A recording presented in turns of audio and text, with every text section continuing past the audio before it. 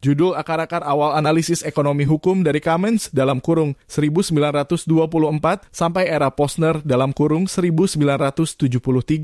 Intro dengan nada hangat halo, selamat datang di pembahasan kita kali ini. Topik hari ini cukup menarik dan penting, terutama bagi Anda yang tertarik pada persimpangan antara ekonomi dan hukum. Kita akan membahas bagaimana disiplin ekonomi hukum tumbuh dan berkembang mulai dari pemikiran John R. Kamens di tahun 1924 hingga ke masa Richard Posner di tahun 1973. Bagian satu Commons kalau kita lihat ke belakang, pemikiran Kamens itu sangat revolusioner untuk zamannya.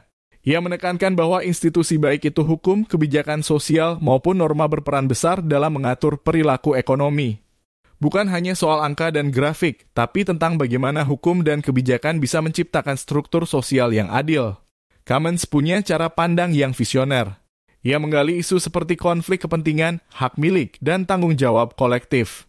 Dan menariknya, ia sudah berusaha memadukan hukum dan ekonomi jauh sebelum istilah law and economics populer. Bagian 2 Posner sekarang, kita lompat ke tahun 1973. Kita masuk ke era Richard Posner. Di sini pendekatannya berubah, lebih sistematis, lebih analitis. Posner mulai menggunakan kerangka cost-benefit analisis untuk melihat norma hukum dan putusan pengadilan. Intinya sederhana, apakah hukum itu efisien? Apakah putusan pengadilan membawa manfaat ekonomi? Kesimpulan reflektif perpindahan dari pendekatan institusional ke pendekatan analitik menandai titik balik penting dalam sejarah ekonomi hukum. Jadi, kalau hari ini kita bisa bicara tentang efisiensi hukum, reformasi regulasi, dan kebijakan publik berbasis data, semua itu punya akar yang kuat dari pemikiran dua tokoh ini, Kamens dan Posner.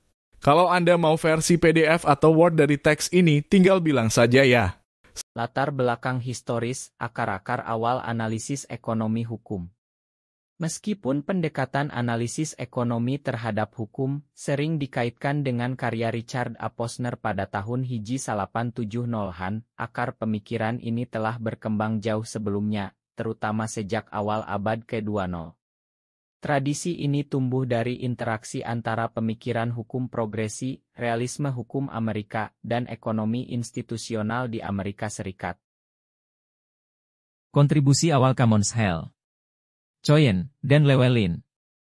Pada tahun 1924, John R. Kamens, seorang ekonom dari aliran ekonomi institusional, menyatakan bahwa hukum adalah bagian dari sistem kelembagaan yang membentuk perilaku ekonomi. Dalam Legal Foundations of Capitalism, ia menjelaskan bahwa hukum tentang kontrak, kepemilikan, dan perburuhan tidak netral, tetapi mencerminkan distribusi kekuasaan dan kepentingan sosial dalam pasar. Ia bersama orang-orang seperti Robert Hell, adalah semacam revolusioner, yang berusaha menjembatani jurang yang tampaknya tak terjembatani antara persamaan ekonomi yang steril dan struktur hukum yang kaku.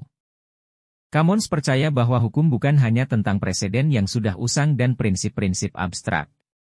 Hukum adalah entitas yang hidup dan bernapas, dibentuk oleh kekuatan ekonomi, didorong oleh pengejaran efisiensi dan kemajuan. Ia melihat hukum sebagai instrumen, bukan hanya untuk menjaga ketertiban, tetapi juga untuk mengelola interaksi yang kompleks antara kekuasaan dan sumber daya dalam masyarakat. Ia menyebutnya ekonomi kelembagaan, dan hal itu menimbulkan kehebohan. Saingannya, Profesor Theodor Baumann, seorang pembela setia teori hukum klasik, mengejek. Ekonomi? Di aula-aula jurisprudensi yang suci, teriaknya dalam rapat fakultas terakhir. Tidak masuk akal.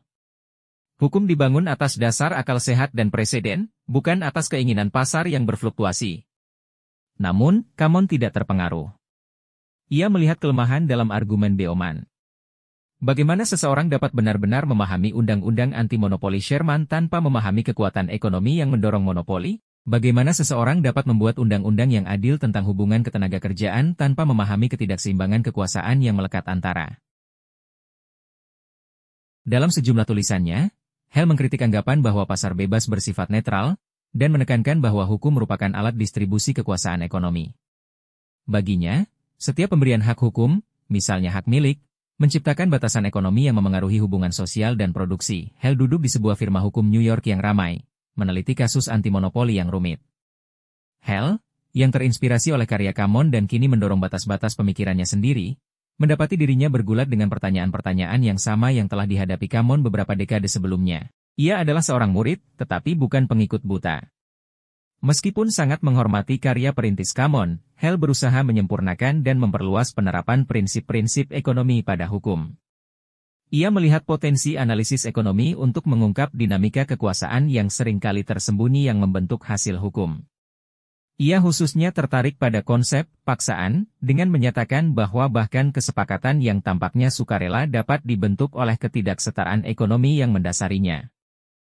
Hale yakin bahwa hukum, bahkan dalam kenetralannya, secara tidak sengaja dapat melanggengkan struktur kekuasaan yang ada. Ia melihat bagaimana hukum, dalam objektivitasnya yang tampak, dapat menutupi keuntungan ekonomi inheren yang dimiliki oleh sebagian orang atas yang lain. Ia menggunakan sudut pandang ekonominya untuk membedah kontrak, hak milik, dan bahkan konsep seperti kebebasan berekspresi. Ia berpendapat bahwa hukum, alih-alih menjadi penengah yang netral, seringkali berfungsi untuk memperkuat status quo ekonomi. Gagasannya, seperti gagasan Common sebelumnya, disambut dengan skeptisisme dan penolakan. Banyak orang di komunitas hukum berpegang teguh pada pandangan tradisional tentang hukum yang terpisah dari realitas ekonomi yang rumit. Mereka menuduh Hale merusak supremasi hukum, menyuntikkan ketidakstabilan ke dalam kepastian preseden hukum. Namun Hale bertahan, didorong oleh keyakinan bahwa pemahaman yang lebih mendalam tentang kekuatan ekonomi sangat penting untuk mencapai keadilan sejati. Ia menulis dengan produktif, memberi kuliah tanpa lelah, dan menantang status quo di setiap kesempatan.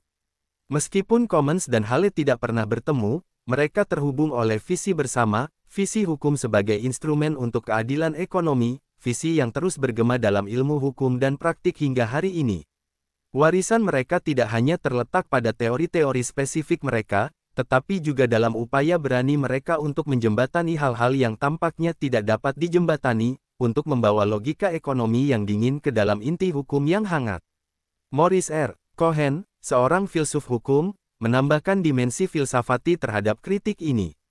Dalam esainya yang berpengaruh, Property and Sovereignty, 1927, Cohen berargumen bahwa konsep hak milik mengandung dimensi kekuasaan yang tersembunyi dan bahwa hukum harus dianalisis dari perspektif dampaknya terhadap struktur sosial. Ia menekankan pentingnya melihat hukum bukan sebagai entitas netral, tetapi sebagai instrumen kekuasaan yang mengatur hubungan sosial dan ekonomi.